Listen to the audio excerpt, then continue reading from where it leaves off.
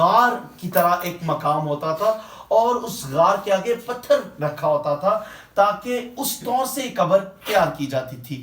اور کلام مقدس میں اس سے پیشتر کے میں حوالہ پڑھوں، میں آپ کو بتانا چاہتا ہوں کہ جس قبر میں مسیح کو رکھا گیا وہ قبر ارمتیا کے رہنے والے یوسف کی تھی.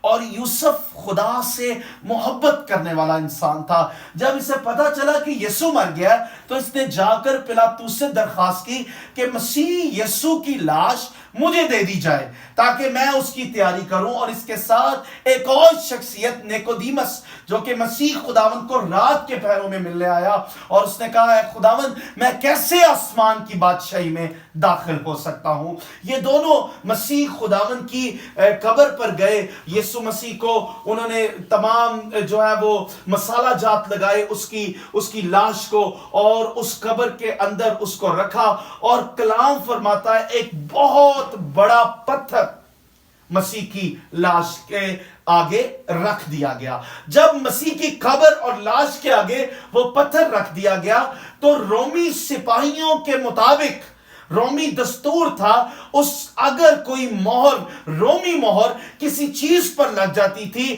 تو جو اس مہر کو توڑتا تھا وہ جو ہے وہ سزا کے لائق ہوتا تھا. اور کلام فرماتا ہے یسوع مسیح کی قبر پر اس پتھر پر رومی مہریں لگا دی گئی کہ کوئی شخص کو اجازت نہیں کہ وہ اس قبر کو چھو سکے. اور اس کے باہر پہرہ دار رومی سپاہی کھڑے ہو گئے تاکہ کوئی یسوع کی لاش کو چرا نہ لے جائے.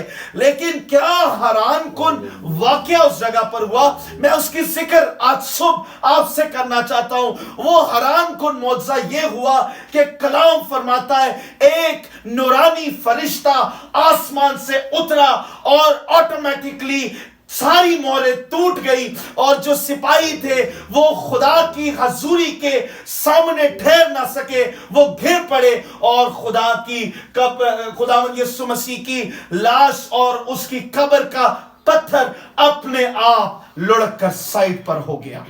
اور پھر کیا ہوا کہ اندر سے یسوع ناسی اگر پتھر نہ بھی ہٹایا جاتا یسوع نے تب بھی زندہ ہو جانا تھا. مسیح خداوند تو اپنے کہے کے مطابق تیسرے دن مردوں میں سے زندہ ہو گیا تھا.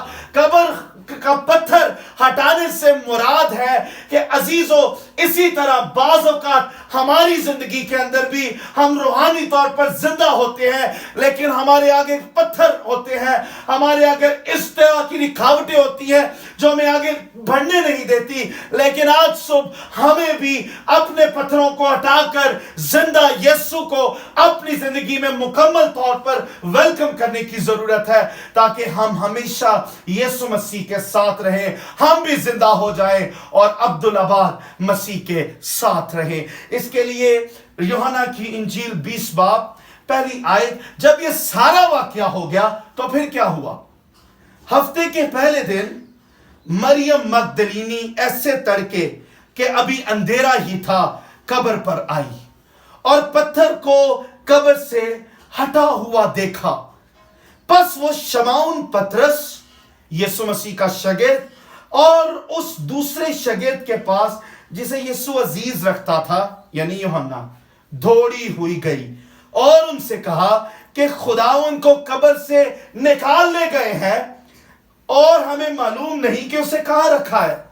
پس پطرس اور دوسرا شاگرد، یہ دوسرا شاگرد یوحنا ہے، نکل کر قبر کی طرف چلے اور دونوں ساتھ دوڑے مگر وہ دوسرا شاگرد یوحنا پطرس سے آگے بڑھ کر قبر پر پہلے پہنچا. اس نے جھک کر نظر کی، یہ گیا کہ پتھر بھی ہٹا ہوا ہے، یسوع کہاں ہے؟ جب اس نے جھک کر نظر کی اور سوتی کپڑے پڑے ہوئے دیکھے مگر اندر کسی کو نہ دیکھا. شمعون پطرس اس کے پیچھے پیچھے پہنچا اور اس نے قبر کے اندر جا کر دیکھا کہ سوتی کپڑے پڑے ہیں اور وہ رومال جو اس کے سر سے بندھا ہوا تھا سوتی کپڑوں کے ساتھ نہیں بلکہ لپٹا ہوا ایک جگہ الگ پڑا تھا. اس پر دوسرا شاگرد بھی جو پہلے قبر پر آیا تھا اندر گیا اور اس نے دیکھ کر یقین کیا کیونکہ اب تک اس نوشتے کو نہ جانتے تھے کہ جس کے مطابق اس کا مردوں میں سے جی اٹھنا ضرور تھا۔ پس یہ شاگرد اپنے گھر واپس لوٹ گئے، لیکن مریم باہر قبر پر کھڑی روتی رہی، اور جب روتے روتے قبر کی طرف جھک کر اندر نظر کی تو دو فرشتوں کو، کتنے فرشتوں کو؟ دو فرشتوں کو پوشاک پہنے ہوئے، ایک کو سرانے اور دوسرے کو پہندانے بیٹھے دیکھا جہاں یسوع کی لاش پڑی تھی۔ انہوں نے اس سے کہا، اے عورت تو کیوں روتی ہے؟ What a message! مریم کے لیے کیا پیغام! سب سویرے ہی کہتے ہیں، اے عورت تو کیوں روتی ہے؟ اس نے ان سے کہا، اس لیے کہ میرے خداوند کو اٹھا کر لے گئے ہیں، اور ہمیں معلوم نہیں کہ اسے کہاں رکھا ہے۔ یہ کہہ کر پیچھے پھری اور یسوع کو کھڑے دیکھا۔